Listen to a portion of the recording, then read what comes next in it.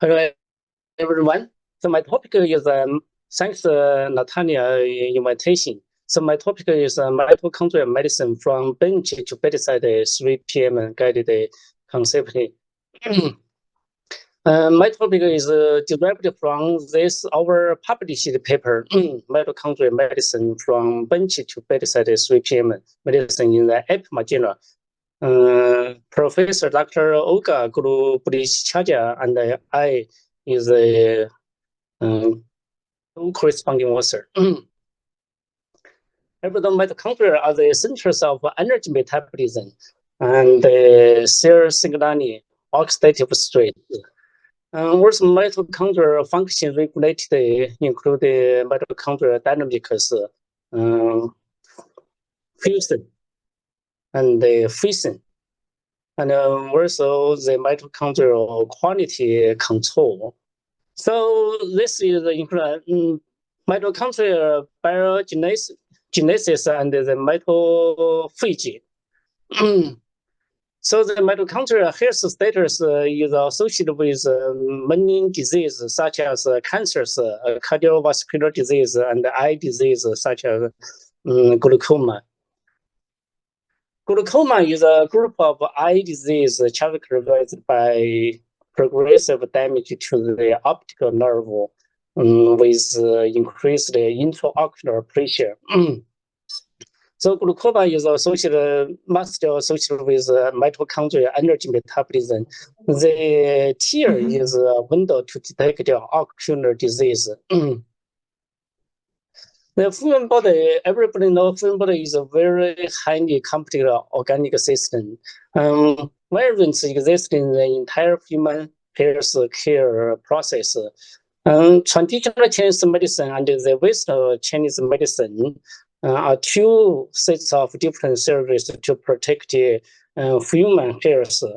Here we must note the disease health is very complicated and diverse, such as glaucoma and cancer. Also, the Chinese medicine, also the Western medicine is also very complicated. So firstly, complicated of the disease such as cancer, and you can change with the other disease. For example, cancer is a whole body chronic disease with multiple causes, multiple process, multiple consequences, and extensive heterogeneity. Cancer involved in DNA, RNA, protein, metabolites, image feature, microorganism, and the interaction to produce a network system change at multiple levels. This characteristic is challenging the same disease with the same treatment strategy. However, in turn, those characters provide the opportunity for 3P medicine and personalized medicine. For the drug, is very complicated. The Western medicine include the protein drug and the non-protein drug. If it's a protein drug, it has many protein for produce different drug efficiencies. If the non-protein drug, if its drug targets is the protein, still have many protein for produce different drug efficiency. And last year we published this paper, personalized drug therapy, innovative concept guided with protein 4. But here for the personal drug therapy, experienced 3 generations. The first is based on gene, the second generation based on canonical protein. So now we propose the third generation based on protein 4. For example, for the immunotherapy is excellent for treat cancer. Why only partial patients get the benefit from this kind of therapy? This tumor cell, this T cells express the PD-1. This is a tumor cell express the PD-L1. Both interacted. Then the T cell inactive, cannot kill this tumor cell. Now they developed the drug, the antibody drug, the PD-L1 antibody binding the PD-L1 or the PD-1 antibody binding the PD-1, then these two cannot be connected. Then the active the tumor cell can kill the, or the T cells can active the T cell can kill the tumor cell. But here, the drug, the PD-1 antibody drug have many protein 4, whereas the target protein have plenty of PD-1, PD-L1 have plenty of 4, so produce different drug efficiency. So we found the modification, post-translational modification, PTM, is the main factor for the protein 4, produce protein 4. We found lots of the modification in the PD-1 and also in the PD-L1. So the second, the chemical components of traditional Chinese medicine, herbals, are complicated and diverse. Whatever the single medicine or group medicine contain many chemical components, up to dozens to 100, even to thousands. So when such a complicated single medicine or group medicine enters the human body, its complicated chemical components positively acting on DNA, RNA, protein, metabolites, microorganism in the body, which produce a multiple component, multi-target, multi-link, multi-level, multi-dimensional reaction system of traditional Chinese medicine. So this is the image. So complicated pharmaceutical composition interactive with complicated disease system produce complicated response system, including the positive feedback system and the negative feedback system. So this need a complicated detection system and a large scale multi-dimensional data processing solution. So you see here the multi-omics is very important for the personalized medicine. So we think the multi-omics is an effective approach to measure this complicated response system. So multi-omics, I think the multi-omics drives develop personalized medicine and precision medicine and the modernization of traditional Chinese medicine. So this is multi-omics, including genomics, transcriptome, proteomics, metabolomics, radiomics. So we established the multi-omics research procedure from the sample, get the data and analysis, get the biomarker. In combination with the clinical feature and the high-risk factor used for prediction, prevention, diagnosis, therapy, and the prognostic assessment. So we proposed the pheno-centered multi-omics, means the genome interactive with the external environment and internal environments produce a personalized pheno. While for the personalized pheno, including the metabolomics and the proteomics, we deeply use the protein 4. Finally, for the PPM for the use.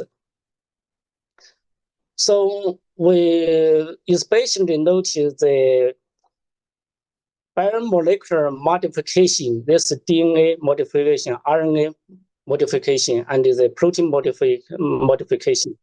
So those modification is the main factor for the biomolecular diverse. Whatever variation in the DNA, RNA, or protein, they finally produce the protein 4. This is the concept and the formation for of the protein 4. The one gene corresponding to many transcript, one transcript corresponding to many protein 4. So the protein 4 is very important. After the human genome project and the human protein 4 project in 2021, Professor Smith proposed the human protein 4 proteomics. So this is very important. In 2019, we defined the protein 4 for the complete concept amino acid PTM spatial conformation, cofactor, binding partner, location, function. So this is another slide that shows the concept. This is a central dogma. This is a paracentral dogma. Different types of the modification, DNA, RNA, protein, and further produce the protein form. This slide shows the main approach of the protein formics. This amino acid, the PTM. So we have two sets of methods. One is PD2DE LCMS, one is top-down MS. For the spatial conformation cofactor binding partner, this is the structure biology. The AI gene tools, this is very useful. For example, alpha 43, DI taser, and also crayon EM. And for this location function, so this is my general cellular biology, my molecular biology. So the system is very complicated and the drug is very complicated. So we must change your model shift from the single parameter model, change it to multi-parameter model. So here we take an example for the ovarian cancer energy metabolism abnormality based on integrative biomarker. Everybody knows ovarian cancer is a serious health hazard to the woman. The morbidity and mortality is very high. However, serious the social and the economical burden. But the onset of the ovarian cancer is insidious. The early symptoms are not obvious and is often diagnosed in the middle and the late stage. It's easy to metastasize, and its chemical therapeutic drug is limited and easily produced drug resistance and relapse. However, ovarian is located in a spatial location and is relatively independent. So once ovarian cancer is diagnosed early, the treatment effect, such as the surgery to remove it, so the efficiency is very good. So it's urgent to need to develop a new reliable biomarker and effective treatment. So energy metabolism abnormality is one of the top 10 hallmarks of tumors. So energy metabolism heterogeneity means Weinberg effect and reverse Weinberg effect co-effect. In tumor tissue, some tumors cell and the stroma cell follow the aerobatic glycolysis, produce the ATP and the lactic acid. Under the oxidative stress, some tumor cells open the MCT1, MCT4, the single direction. The lactic acid into the tumor go to the TCA and the oxidative phosphorylation produces the ATP. This is reverse Weinberg. So reverse Weinberg and the Weinberg connected by the lactic acid shuttle, MCT1, MCT4. MCT1, MCT4 is the tumor cell membrane. Glycolysis occurs in the cytoplasma. Krebs cycle and the ETC happen in the mitochondria. So we did the tissue, the whole tissue proteomics. Also, we separated the mitochondria from the tumor tissue and the control tissue. Then we did the mitochondrial proteomics, phosphoproteomics, and acetynomics. Then we integrated all of the data. We found the glycolysis TCA cycle and the oxidative phosphorylation changed. Those red marked molecule changed by measured by multiomics. Then we used the other method we found those molecules changed in cell tissue in the RNA and the protein levels. So we proposed the energy metabolism heterogeneity model in the ovarian cancer. This is Weinberger effect. This reverse Weinberger. So the key molecule were changed in energy metabolism pathway in ovarian cancer. So how is the energy metabolism abnormality regulated? Many literature found the link RNA is closely associated with tumor energy metabolism. Then we used about 20,000 gene and the clinical data from 419 ovarian cancer sample. We screened one link RNA SNHG3 associated with energy metabolism. Then we did many other experiments. We found that the SNHG3 overexpressed in the tissue cell model and also associated with the survival and associated with the glycolysis TCA cycle. Also, the SNHG3 and the energy metabolism key molecule were used to construct a regression model, then calculate the risk score. The risk score is associated with the survival and the clinical chemical. Their experiments found the SNHG3 promoted proliferation and migration, and also changes the energy metabolism. The animal experiment found the SNHG3 promotes ovarian cancer growth and metastasis. So SNHG3 is a protein cancer affecting ovarian cancer, and it does affect the energy metabolism of ovarian cancer cells. Molecular interaction analysis found one way the SNHG3 so the microRNA sponge bind to PDHB regulates the energy metabolism. Another way, SNHG3 bind to the RNA binding protein EIF4A3 regulates PKM glycolysis, regulates the IDH2 T cell cycle, regulates the UQCRH oxidative phosphorylation. So the SNH3 is important for ovarian cancer, and SNH targeted drug have potential anti-ovarian cancer effect.